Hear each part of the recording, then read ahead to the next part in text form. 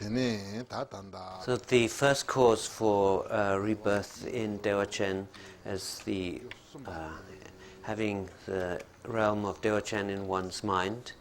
And the second cause is gathering accumulation of merit. And the third is developing the bodhicitta.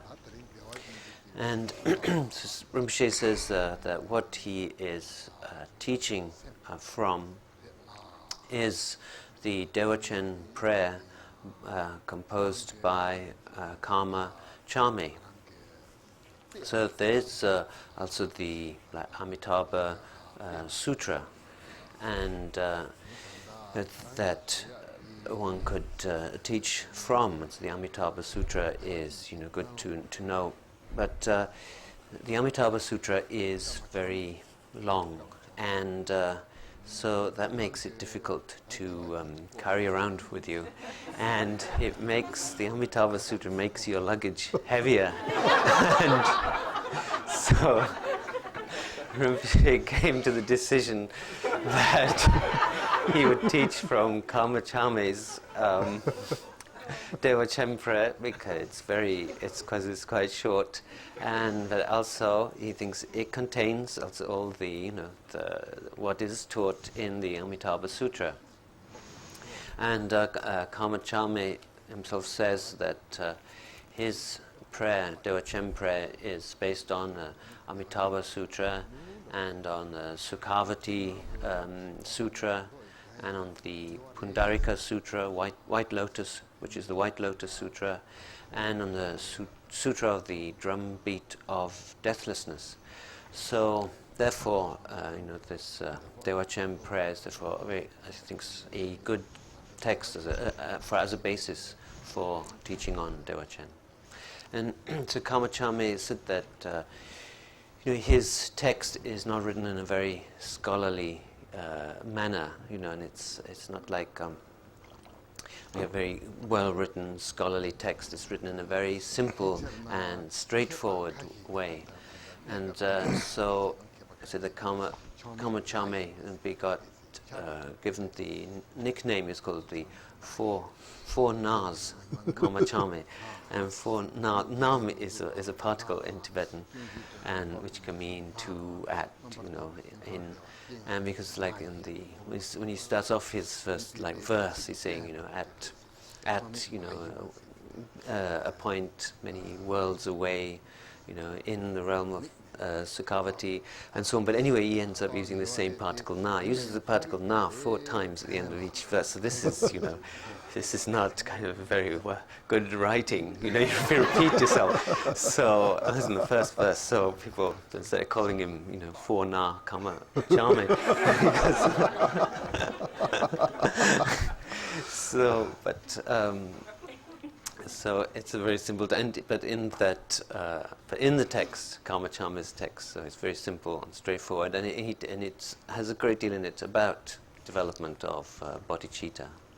And so Karma Chame writes about what the writing of this text, and so in verse he says, he asks people to practice this, to do this as a regular practice, daily practice.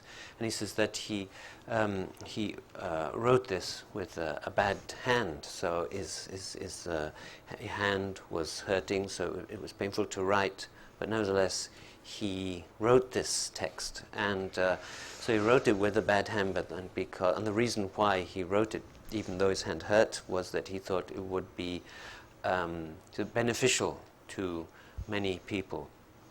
By being able to write out Dewachen prayer, people be able to have this Dewachen prayer would be of great benefit to many people, and so thinking that, even though his hand was hurting, he wrote out the text. And so he says, so this is a text that would be very beneficial for many people, and it's something which also has a very profound and deep meaning.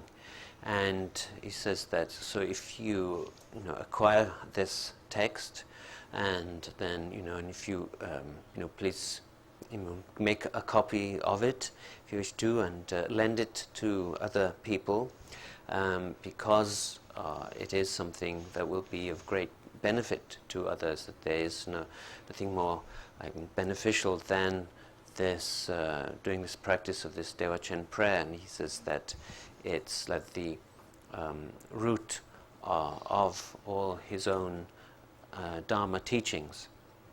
And so therefore, not to just, if you get this text, just to have it, to keep it, but to put it into practice.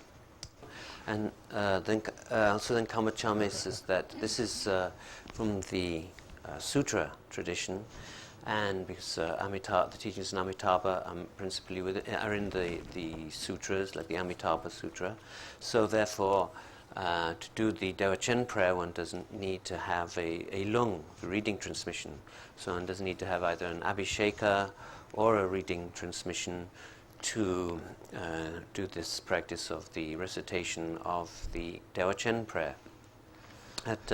So many people said to Rinpoche and Bill in particular that they were getting old, or people are getting old, sorry. And, people are getting old, and so thought it would be a good idea for people to be able to do Amitabha practice, Amitabha ritual, so get the Abhisheka for that. But and Rinpoche thinks that this Dewa-Chen prayer is something that's very useful, very easy to recite, and so when people gather together, you can recite the Dewa-Chen prayer together, and people can recite it individually. Rinpoche doesn't have a copy of the translation and phonetics with him now, but he can send that later. And so this is the Dewa-Chen prayer is a very good text to use, very easy to use. So the third cause for rebirth in Dewa-Chen is development of bodhicitta. And so in this text, that dedication and bodhicitta are taught together. So yesterday, from the accumulation of merit as the second cause, included the teaching of 6 of the 7 branches. So the 7th branch is dedication, and so that is taught along with bodhicitta as the 3rd cause. So in the 7 branches, the first 6 branches were paying homage, making offering, confessing bad actions, rejoicing in good actions, and asking for the wheel of Dharma to be turned, and making a supplication that Buddhas remain and not pass into nirvana. So those first 6 are for gathering accumulation of merit, and they are the second cause. And the 7th cause is the 7th branch, the dedication, which is taught with the bodhicitta as the 3rd cause. Now, in terms of accumulating merit, there are 2 kinds of ways of accumulating merit. There's accumulating merit based on oneself, and there's accumulating merit being based on others. And so the accumulation of merit through oneself are like these first 6 branches. And the accumulation of merit based on others is accumulation of merit based on having love and compassion for other beings. And so that is like the 7th branch, of the 3rd cause for rebirth in Dewa-Chen. So one has those 2 aspects, that of accumulating merit on the basis of oneself and accumulating merit on the basis of others. Then there's also in question of accumulating of merit through the Buddhas and Bodhisattvas, and accumulating of merit through ordinary beings.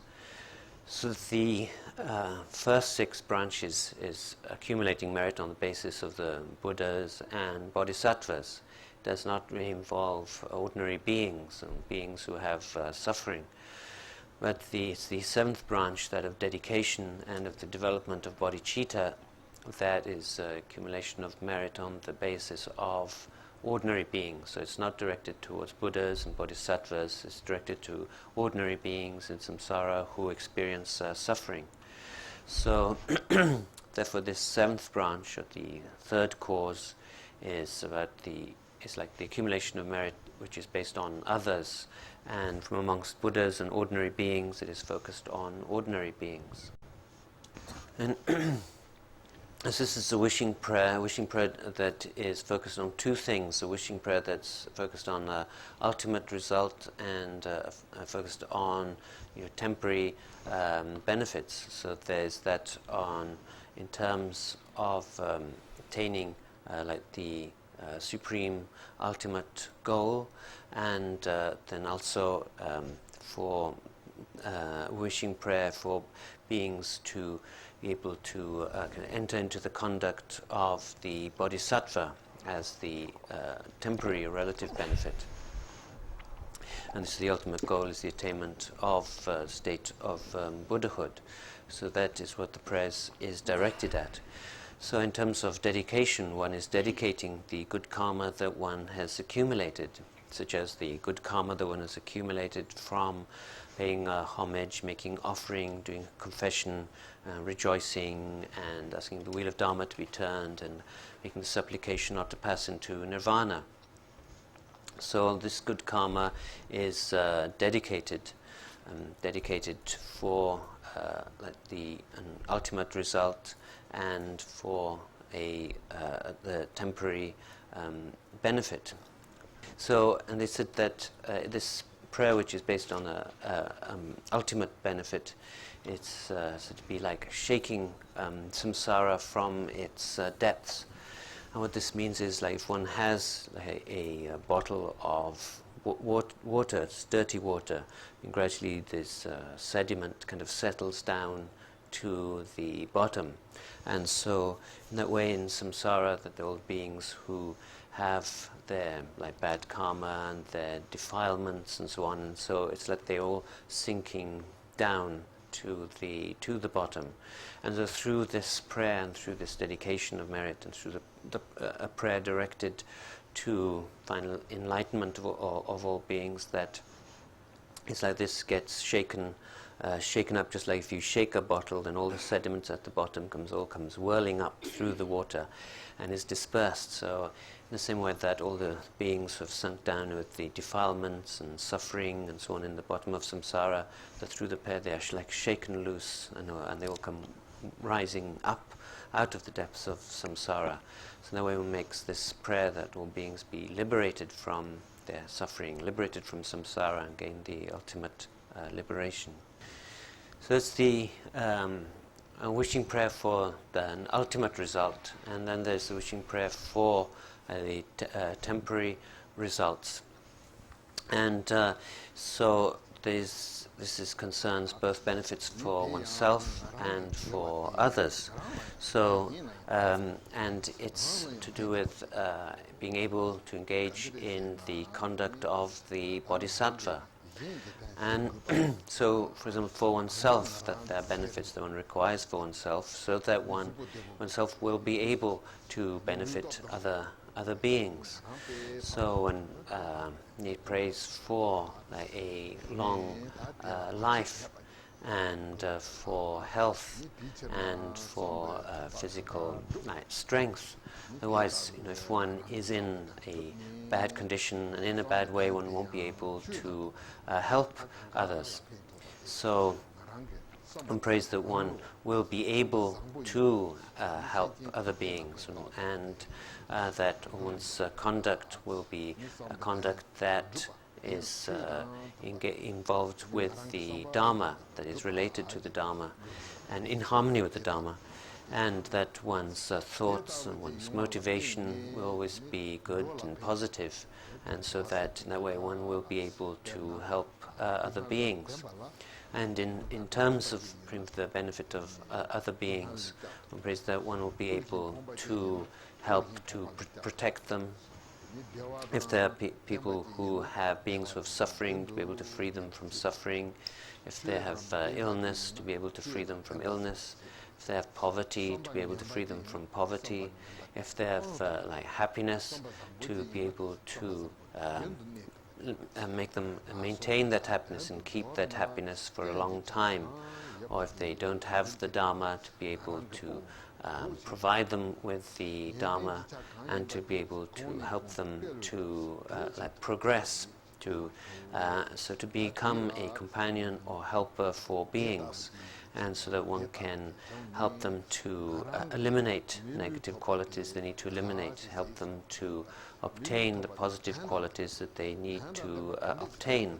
So it makes this wishing prayer that one can become someone who can protect and help beings, to free beings from suffering, to bring them happiness, and to be able for them to remain with the practice of the Dharma and to be able to progress. So that way one makes this prayer to able to benefit other beings, as this is in terms of like the temporary benefits, or the non-ultimate benefits that one can bring to oneself and to other beings.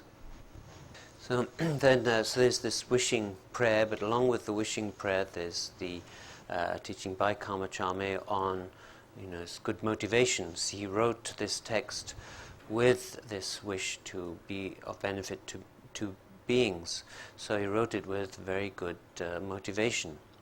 And so, concerning like bodhicitta, that we need to develop the bodhicitta. The bodhicitta is like a classic, like a Dharma term. But then if one says the same thing in more like ordinary speech, that always say bodhicitta in terms of Dharma terminology, then in ordinary speech you would say good motivation or good thoughts.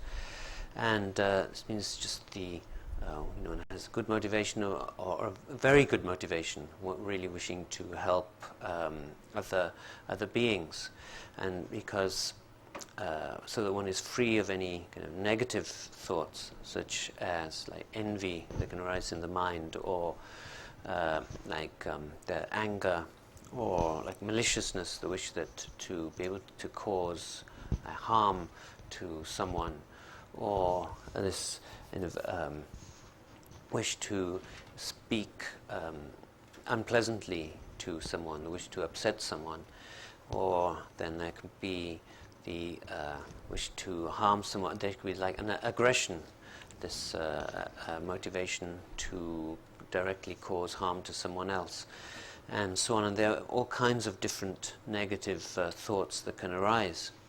And so with a good motivation one becomes free of that. So one eliminates that and instead just wishes that everyone be happy, everything go well for everyone, that everyone gain benefit. Even if one isn't able oneself to actually make people happy or benefit them, that in one's mind one just makes that wish that I want everyone to be happy, I want everything to go well for everyone. And everyone has good motivation, everyone has good thoughts. We're talking about a very vast good motivation, in which one is thinking of not just some beings. One's thoughts are not biased towards just a certain number of beings, but it's towards all beings, and wishing that all beings be happy and free of suffering. And so that's this good motivation that Karmacharya says we should cultivate. So, and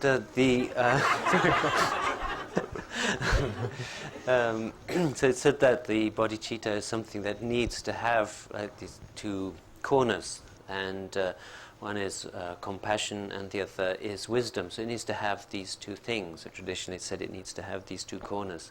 And so basically bodhicitta or compassion needs to be accompanied by wisdom. Otherwise one can have a good motivation, but without the wisdom then one could have a stupid good motivation. And so when one is thinking of I want to help that person, benefit that person, but then one actually harms that person by what one is doing. Or it can be that one has the motivation to help someone, but because lack of wisdom that one does help that person, but as a result of what you're doing, you're harming someone else. So this kind of thing can happen. And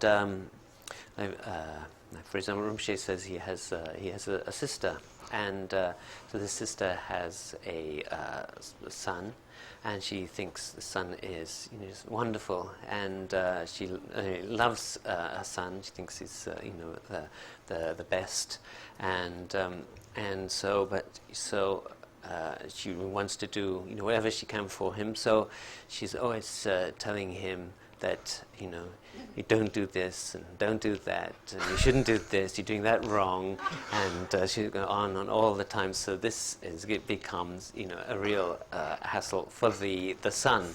He's it's like you can't stand it. So she's always there by his side saying, "No, you won't. Don't do that. Don't do this. Don't do that. You're not doing this." So it's been done with a good motivation. She wants to help him, but she's just ends up giving him a hard time. So in that way, you can be wanting to help someone, but you end up, not. And then also there are, you can be trying to help someone and do help them, but by doing that, cause harm to other people. So it's to avoid. So, but all the teaching of good motivation, good actions done with good motivation, that can. Hearing these teachings, maybe they sound a bit dull, and boring. But it's not necessarily like that. That one can have, actions that can come out from doing good motivation. Like, for example, that there's a story of how long ago in the past in India. There was at one time great wealth in India, and this is because of the islands around India, and that merchants would go to these islands where there were many jewels, many precious stones. So they would go there, find all these precious stones, and then bring them back to India. So it was very wealthy. But in order to go there, one needed to have like a head merchant. Someone who knew the way to go to the islands, to which island to go, where to find the best stones, how to choose them, and so on. So on one occasion there were these 500 merchants, and with their head merchant, and they set off on a ship for the islands. Also the head merchant's name was Ngodup, which means like courage, and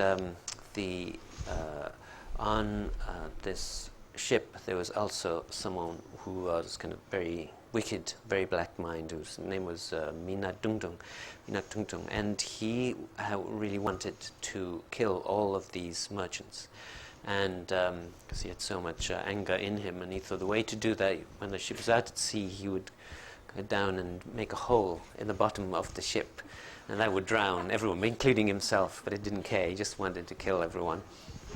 And so the head merchant Ngodup, he knew what this man was trying to do, and so he thought, well, in order to save the lives of these 500 merchants, the only thing I can do is to kill this man.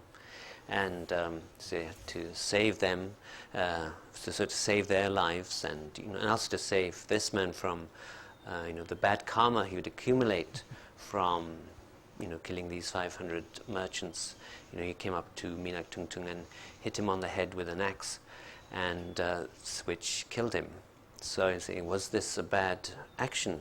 And no, it was not a bad action, because it was done with a good motivation, and so it was a very kind of positive action. And so with the good motivation, it has to be accompanied by wisdom. So one has to have that wisdom that can examine what it is one is doing. So it said that if one is developing compassion, then along with that, in the corner of compassion, that one needs to have wisdom. and then with the development of wisdom, and also wisdom needs to be accompanied by compassion, to have that on its side, on its corner. So it's like they need to connect, and so one needs to have both compassion and wisdom. So in that way one trains in having a good motivation, both of having both compassion and wisdom together. It's wisdom which examines the good motivation, what one wishes to do in order to benefit others. So in that way, with developing such a good motivation, one creates the third cause for rebirth in Dewa Chen.